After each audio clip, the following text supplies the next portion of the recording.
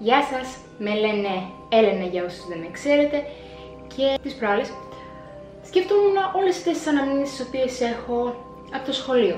Μιας και φέτος είναι η τελευταία μου χρονιά που πάω σχολείο και θυμήθηκα μια ιστορία την οποία είχα πραγματικά ξεχάσει εντελώς, την είχα διαγράψει από τη μνήμη μου επειδή ήταν τόσο δραματική και σοκαριστική για μένα εκείνη την εποχή όταν είχε συμβεί που την είχα διαγράψει εντελώς. Και τώρα που τη θυμήθηκα, θεώρησα ότι είναι μια πολύ ωραία ιστορία να σας διηγηθώ. Ήμουνα έκτη δημοτικού όταν συνέβη το γεγονός. Και στο δημοτικό μου είχαμε συνήθεια να υπάρχουν 3 επιμελητές που στο τέλος της ημέρας είχαν ως υποχρέωση να τακτοποιήσουν την τάξη. Και αφού τελείωνα, θα κλείδωναν την τάξη και θα δίναν το κλείδι κάτω στο γραφείο. Μια πολύ όμορφη Παρασκευή, ήμασταν επιμελητές εγώ και άλλοι 2 φίλοι μου. Την κοπέλα θα την πούμε Κωνσταντίνα. Δεν είναι το πραγματικό της όνομα, αλλά έτσι θα την πούμε. Και τον άλλο φίλο μου θα τον πούμε Τάκη. Πάλι δεν είναι το κανονικό του όνομα. Ναι, και ήμασταν εμείς 3 επιμελητές. Και ήταν και Παρασκευή και βιαζόμασταν να φύγουμε, οπότε κάναμε ό,τι έπρεπε να κάνουμε, αλλά πολύ βιαστικά. Γιατί εντάξει, Παρασκευή ήταν, δεν θέλαμε να καθίσουμε και πολύ στο σχολείο. Και η τάξη μου βρισκόταν στον 2ο όροφο του δημοτικού, επειδή ήμασταν και πιο μεγάλοι πάνε συνήθως στις πάνω τάξεις. Και έτσι όπως ήταν διαρρυθμισμένη η τάξη μου, όπως έμπαινες, στα δεξιά σου ήταν ο πίνακας και στα αριστερά ήταν ένα κομμάτι τοίχου που προεξήχε σαν κολόνα και πίσω από αυτό ήταν τα κρεμαστάκια για τα μπουφάν. Και ακριβώς απέναντι από την πόρτα ήταν τα παράθυρα. Και εμείς είχαμε τελειώσει και ο Τάκης είχε βγει από την τάξη και εγώ πήγα να πάρω το μπουφάν μου, το οποίο ήταν στα κρεμαστάκια που ήταν δίπλα στη κολόνα. Και όπως πάω να πάρω εγώ το μπουφάν μου, βλέπω από την άκρη του ματιού μου ότι η Κωνσταντίνα φεύγει. Και λέω, εντάξει, θα με περιμένουν έξω. Και όπως βγαίνει, ακούω να κλείνουν την πόρτα και να την κλειδώνουν. Και λέω στην αρχή, εντάξει, πλάκα θα μου κάνουνε, θέλουν να με φοβήσουν και εγώ να το παίξω cool τώρα, να μην αρχίσω και κλαίω και φωνάζω και να είμαι χαλαρή. Και πάω εγώ σιγά σιγά στην πόρτα και περιμένω. Περιμένω έτσι με το μπουφάν μου στα χέρια μου και περιμένω, εντάξει, τώρα θα μου ανοίξουν, σε 2 λεπτά θα μου ανοίξουν. Θέλουν απλά να μου κάνουν πλάκα. Περνάνε 2 λεπτά, λέω εντάξει, θέλω να με φοβήσουν, περιμένουν να αρχίσουν να φωνάσουν. Και λέω εντάξει, παιδιά, τελειώνετε, εντάξει, φτάνει η πλάκα, ανοίξτε την πόρτα. Ησυχία, ούτε να ακούγεται ότι κάποιος γελάει πίσω από την πόρτα, τίποτα. Απλά ησυχία, απόλυτη ησυχία. Και λέω, πλάκα θα είχε να με κλείδωσαν και να έφυγαν. Και αρχίζω και χτυπώ το πρώτο. Κάνω εντάξει, δεν έχει πλάκα αυτό, σταματήσει, εντάξει, ανοίξτε πια. Να μην ανοίγουν. Εγώ να λέω εντάξει, αυτό ήτανε. Πήγε στο the next level η πλάκα τους, δεν είναι τώρα πια από αυτό πλάκα. Δηλαδή εντάξει. Και αρχίζω και χτυπάω και αρχίζω και κλαίω και λέω εντάξει.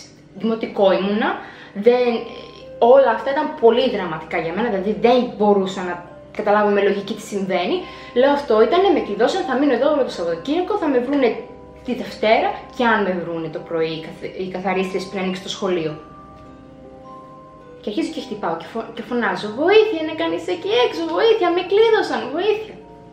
Τίποτα. Κλαίω, αρχίζω και ψάχνω, τίποτα. Δεν μπορούσα. Τα παράθυρα βλέπανε από πίσω στα δέντρα, όχι στο προαύλιο.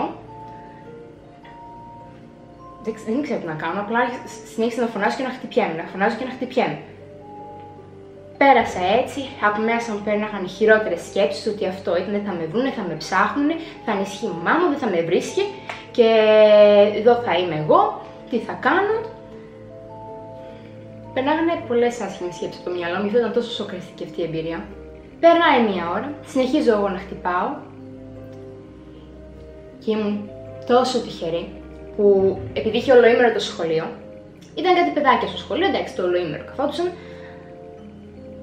Και όπως είχα κάνει ένα μικρό διάλειμμα γιατί ήμουνα, δεν μπορούσα, έκλαιγα, πνιγόμουν στα δάκρυά μου, αν μπορούσα να πάω πίσω, να μ' αγκαλιάζα τόσο πολύ τη μικρή Ελληνίτσα. Ήταν πολύ δραματική εμπειρία. Και όπως είχα κάνει αυτό το διάλειμμα και απελπιζόμουν, ακούω κάποιον να τρέχει στο διάδρομο και λέω αυτή είναι η στιγμή. Και άρχισα να φωνάζω και να χτυπιέμαι. Και ακούω κάποιον να σταματάει να τρέχει. Ακούω ησυχία και κάποιος σιγά σιγά να πλησιάζει την πόρτα και να κάνει Ήταν δύο παιδάκια και κάνουνε. Είναι κανείς εκεί μέσα και κάνω εγώ, ναι, βοήθεια, με κλείδωσαν, βοήθεια. Φέρτε κάποιον να μου ανοίξει. Τρέχουν αυτοί, βρίσκουν, δεν θυμάμαι, καθαρίστρια, δασκάλα, κάποιος μου άνοιξε. Και με πήγαν στο γραφείο του διευθυντή. Και μου κάνουνε, τι έγινε, πώς ήσουν μες στη τάξη. Και λέω, εγώ ακόμα έκλαιγα, δεν είχα ηρεμήσει. Και με κλείδωσαν οι φίλοι μου και φύγανε και έμεινα μέσα. Και μου κάνει, ποιος σε κλείδωσε. Και λέω η Κωνσταντίνα και μου λέει για πες το επίθετο. Και λέω επίθετο. Και παίρνει τηλέφωνο στο σπίτι της Κωνσταντίνας και λέει στους γονείς της ότι η κόρη σας κλείδωσε τη συμμαθήτριά της στη τάξη και έφυγε. Εγώ μετά πήγα στο σπίτι ακόμα σοκαρισμένη, δηλαδή φοβισμένη, δηλαδή ήμουνα σε πολύ χαλιά κατάσταση. Λέω στη μάμα μου ό,τι είχε συμβεί. Εντάξει, το πήρε χαλαρά, δεν ήθελε να κάνει φασαρί αυτό το θέμα, το πήραμε χαλαρά. Εντάξει, πέρασε το Σαββατοκύριακο, έρχεται η Δευτέρα, εγώ μούτρα στην Κωνσταντίνα. Είμαστε υποτίθεται φίλες τότε. Μούτρα.